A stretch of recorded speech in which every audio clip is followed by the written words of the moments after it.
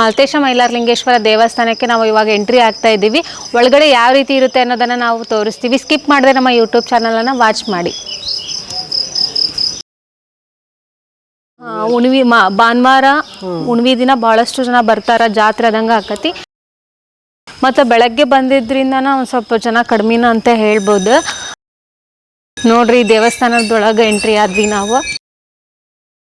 ದೀಪಸ್ತಂಭ ಇದು ದೇವಸ್ಥಾನದ ಸೆಂಟರ್ ಪಾಯಿಂಟಲ್ಲಿ ಇದೆ. ಇದು ನೋಡ್ರಿ ಹೆಂಗೈತಿ. ಭಾಳಷ್ಟು ಜನ ಭಕ್ತರು ದೇವ್ರಗುಡಕ್ಕೆ ಬರ್ತಾರ. ಮೈಲಾರಲಿಂಗೇಶ್ವರನ ಇನ್ನೊಂದು ಅವತಾರವೇ ಮಾಲ್ತೇಶ ಮೈಲಾರಲಿಂಗೇಶ್ವರ. ಇದ್ರದ್ದು ಹಿಸ್ಟ್ರಿ ಏನಂತ ಹೇಳಿ ನಾವು ಅರ್ಚಕರೊಂದಿಗೆ ಮಾತಾಡಿ ಕೇಳೋಣಂತ. ನೋಡ್ರಿ ಇವಾಗ ದೇವಸ್ಥಾನ ಹೆಂಗೈತಿ ಅನ್ನೋದನ್ನು. ಮಾಲ್ತೇಶ ದೇವರು ಈ ಗುಡ್ಡದಲ್ಲಿ ನೆಲೆಸಿರೋದ್ರಿಂದ ಇದಕ್ಕೆ ದೇವ್ರ ಗುಡ್ಡ ಅಂತ ಕರೀತಾರ.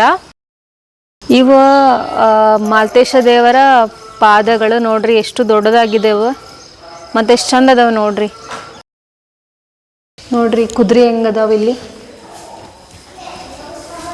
ಎಷ್ಟು ಅದಾವ ನೋಡ್ರಿ ಕುದುರೆ. ಭಾಳ ಹಳೆ ಕಾಲದ್ವು ಇವು ಕುದುರೆಗಳು. ನೋಡಿದ್ರೆ ನಾವು ಗೊತ್ತಾಕತಿ. ನೋಡ್ರಿ ಎಷ್ಟೊಕ್ಕನ ಅದಾವು. ಫ್ರೆಂಡ್ಸ್, ನಾವು ಒಳಗಡೆ ಬಂದು ಮಾಲ್ತೇಶ್ ದೇವರ ದರ್ಶನ ಪಡೆದ್ವಿ. ದರ್ಶನ ಪಡೆದ್ಮೇಲೆ ನಮಗೆ ಮನಸ್ಸಿಗೆ ನಿರಾಳ ಆಯ್ತು, ಡಿವೈನ್ ವೈಬ್ ಸಿಕ್ತು. ಇನ್ನು ಇಲ್ಲಿ ಮುಂದ್ಗಡೆ ಇರೋದು ಉತ್ಸವ ಮೂರ್ತಿ. ಇದು ಅರ್ಚಕರು ಮಂಗಳಾರತಿನ ಮಾಡಿದ್ರು. ನೆಕ್ಸ್ಟ್ ಅವ್ರು ಏನು ಹೇಳ್ತಾರೆ ಅಂತೇಳಿ ಕೇಳೋಣ ಬರ್ರಿ.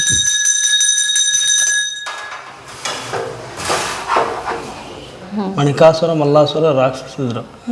ಅಣ್ಣನ ಅಲ್ಲಿ ಸಂಹಾರ ಮಾಡ್ದ, ತಮ್ಮನ ಇಲ್ಲಿ ಸಂಹಾರ ಮಾಡ್ದ. ಹಾಗಾಗಿ ಅಣ್ಣನಾಗಿ ಅಲ್ಲಿ ನೆಲೆಸಿದ, ತಮ್ಮನಾಗಿ ಇಲ್ಲಿ ನೆಲೆಸಿದ ಗುಡದಯ್ಯಾಗಿ. ಭಾಳಷ್ಟು ಜನ ಭಕ್ತರು ಬರ್ತಾರೆ.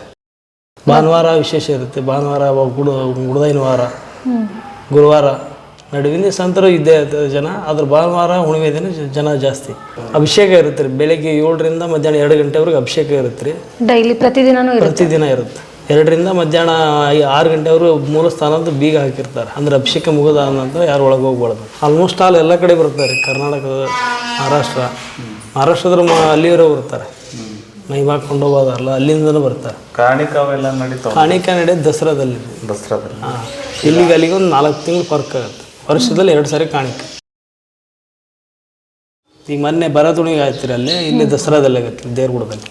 ಫ್ರೆಂಡ್ಸ್, ಅರ್ಚಕರನ್ನು ನಾವು ಭೇಟಿ ಆದ್ವಿ. ಶಿವ ಅಂತ ಅವ್ರ ಹೆಸರು. ಅವರು ನಮಗೆ ಮಾಲ್ತೇಶ ಮೈಲಾರಲಿಂಗೇಶ್ವರರ ಬಗ್ಗೆ ಫುಲ್ ಇನ್ಫಾರ್ಮೇಷನನ್ನು ಕೊಟ್ಟರು. ಇಲ್ಲಿ ಮತ್ತು ಯಾವಾಗ ಕಾಣಿಕ ಆಗ್ತದೆ, ಯಾವಾಗ ಜಾತ್ರೆ ಆಗ್ತದೆ ಎಲ್ಲವನ್ನು ಕೂಡ ಚೆನ್ನಾಗಿ ಮಾಹಿತಿಯನ್ನು ಕೊಟ್ಟರು. ಫ್ರೆಂಡ್ಸ್, ನೆಕ್ಸ್ಟ್ ವಿಡಿಯೋದಲ್ಲಿ ಊರಿನ ಗ್ರಾಮಸ್ಥರು ಮತ್ತು ಮುಖಂಡರು ಯಾವ ರೀತಿ ಪ್ರತಿಕ್ರಿಯೆ ಕೊಡ್ತಾರೆ ಅನ್ನೋದನ್ನು ನೆಕ್ಸ್ಟ್ ವಿಡಿಯೋದಲ್ಲಿ ಅಪ್ಲೋಡ್ ಮಾಡ್ತೀವಿ. Keep watching.